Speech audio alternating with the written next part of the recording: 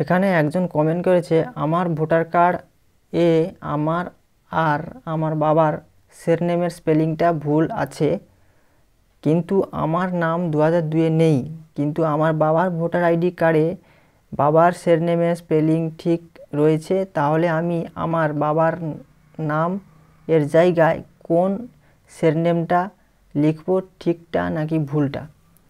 তো আপনি যেটা বলছেন, আপনার ভোটার আইডি কার্ডে আপনার এবং আপনার বাবার যে টাইটেল ওটা ভুল আছে।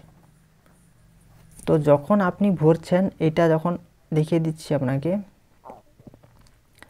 এটা যখন আপনি ভরছেন উপর দিকটা, যেহেতু ভুল আছে এই ভুলটাই ভরতে হবে। এখন যেরকম আছে ওই রকমই ভরতে হবে। এটা 2025 দেখে বা এখন যেরকম ডকুমেন্টস আছে আপনার ভোটার কার্ডে যেরকমই আছে ওই রকমই এখানে ভরতে হবে।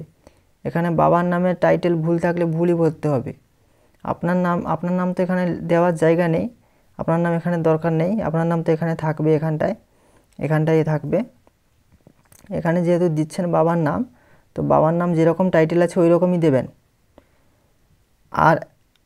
আর একটা জিনিস, যখন আপনার বলছেন যে 2002-এর লিস্টে আপনার নাম নেই, তাহলে এই দিকটা আপনাকে ভরতে হবে।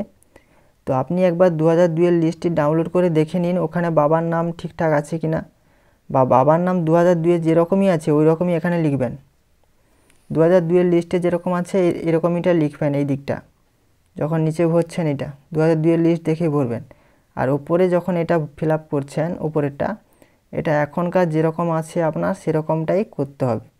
এখন আপনার যদি থাকে 2025-এ যেরকম আপনার হাতে আইডি কার্ড আছে, যেরকম আপনার নাম যদি ভুল থাকে বা আপনার টাইটেল যদি ভুল থাকে, সেগুলো আপনাকে সেরকমই লিখতে হবে।